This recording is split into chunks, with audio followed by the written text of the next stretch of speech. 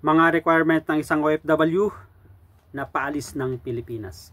Of course, parehas lang yan, yung pauwi ng Pilipinas at saka pabalik. Ang pinagkaiba nga lang yan ay mayroon ng kailangan ng UEC o Overseas Employment Certificate yung paalis ng Pilipinas. So, let's go. Ang number 1 natin ay ito naman pinaka-importante, isa sa pinaka-importante talaga, ang ating passport. So, siguraduhin natin yung validity ng ating passport ay malayo pa.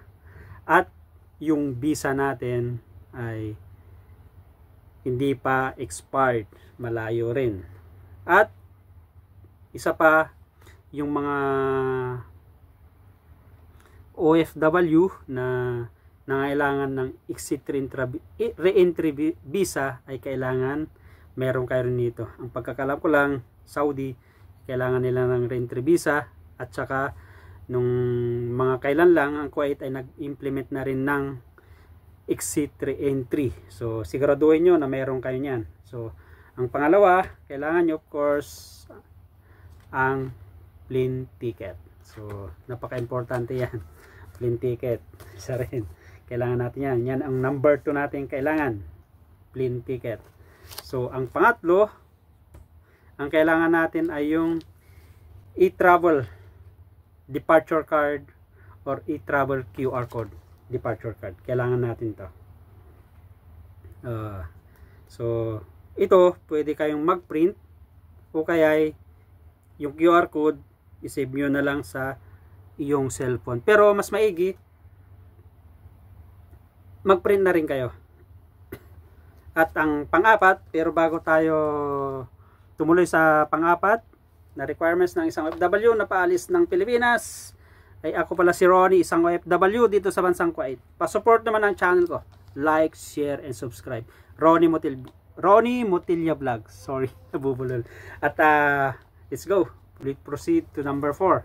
So, ang number 4, ito yung OEC o Overseas Employment Certificate. So, yung mga verified contract na mga OFW, yung mga pabalik-balik na lang ay makukuha lang nila ito through online. So, kahit sinong OFW na pabalik-balik ay through online. At ang expiration date nito pag nakuha mo is 60 days. Ngayon, pag naabutan ka, halimbawa matagal yung bakasyon mo, pag na-expire yan, pag exempted ka, automatic lang naman yan, nandun sa online nang makukuha mo yan.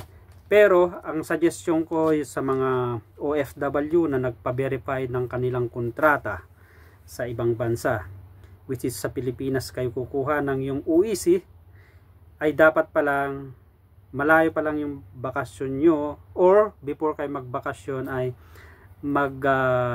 gawa na kayo ng appointment sa POE sa atin kung saan mang gusto nyo kukuha, POE branch yung malapit sa inyo, para sa ganon magpa-appointment na kayo ng mas maaga. Kasi laging puno yung appointment niyan pagkuha ng UEC, para sa ganon hindi kayo mahirapan pag kumuha na kayo ng iyong UEC. At isa pang importante, pag umuwi tayo ng Pilipinas ay kailangan natin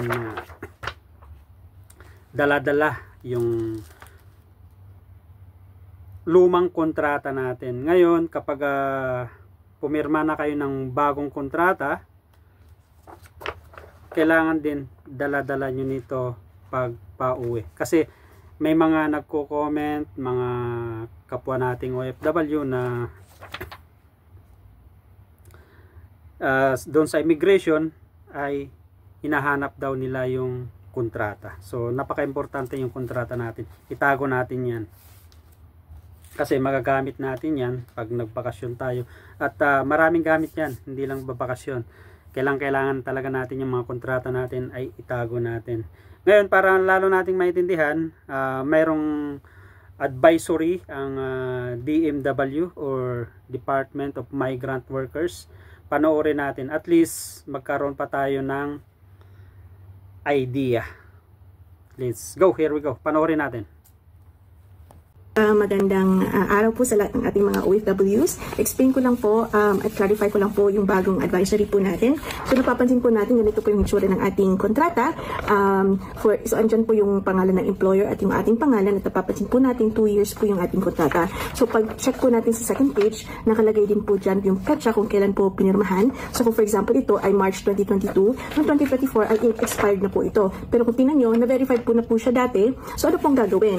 Kung uwi po ako ngayong taon, gagawa lang po ako ng panibagong kontrata. So for example, ito po, same pa rin po ang employer, pero pirmahan ko pa rin po, hindi ko na po kailangang ipa-verify ito. Okay? Pero pag uwi ko po sa Pilipinas, itong dalawa po ang dadalhin ko all the time. Ito po ipapakita ko sa immigration na hindi po nagpalit ang aking employer since 2022. Okay? And then, para naman po sa mga workers na open contract or walang duration ng kanilang contract or indefinite, hindi na po kailangan mag-issue ng bagong kontrata. So, ayan yung paalala ng DMW or Department of Migrant Workers na regarding our kontrata na pag ikaw ay verified contract, hindi ka naman lumipat ng employer. So, it means verified contract ka na, exempted, di mo na kailangan magpa-verified ng yung kontrata. Ngayon, tulad ng sabi niya, yung old contract mo at saka yung bago ay kailangan lagi mong dadalhin yan. Kasi nga may tendency doon sa immigration na hahanapin nila. Para sa ganun, hindi ka magkakaproblema. At ang tulad ng sabi ko, napaka-importante talaga yan, yung kontrata natin na itago natin yan. Kasi magagamit natin yan someday. Ngayon, kung ikaw naman ay isang OFW na lumipat ng employer, kailangan mong mag-verify talaga ng kontrata sa bansa kung saan ka nagtatrabaho, kasi mahirapan kang makakuha ng UEC, kasi ang magbe-verify ng kontrata ay dapat ikaw. Ngayon, kapag nakaligtaan mo, umuwi ka ng Pilipinas, ang kailangan mo lang ay pwede yung kumpanya mo nang pa-verify ng yung kontrata o kaya mga kaibigan mo, tapos bibigyan mo sila ng authorization letter na i-verify yung kontrata mo, which is mahirap. Kaya siguraduhin mo bago ka uwi ay verified ang yung kontrata mo. Lalo yung sabi ko na nagbago ka ng employer, kasi napaka-importante talaga na kompleto yung papeles mo bago ka umuwi. Kasi kapag nasa Pilipinas ka na, let's say sabihin natin yung mga kaibigan mo kasama mo sa trabaho, ay ang hirap din dahil na as my experience natin na hindi namang ganon kadali pumunta, iwanan yung trabaho mo dahil araw-araw naman tayo may pasok, may mag-day off lang tayo isang araw, isang beses sa isang linggo. Pag nag-day off, kailangan natin ng maglaba mga damit natin, which is mahirap. Kaya siguraduhin mo bago ka magbakasyon, kumpletuhin mo yung mga requirements na kailangan, para sa ganon pag bumalik ka na sa bansa kung saan ka nagtatrabaho ay hindi maging abala sa iyo. So maraming salamat sa iyong pagsama.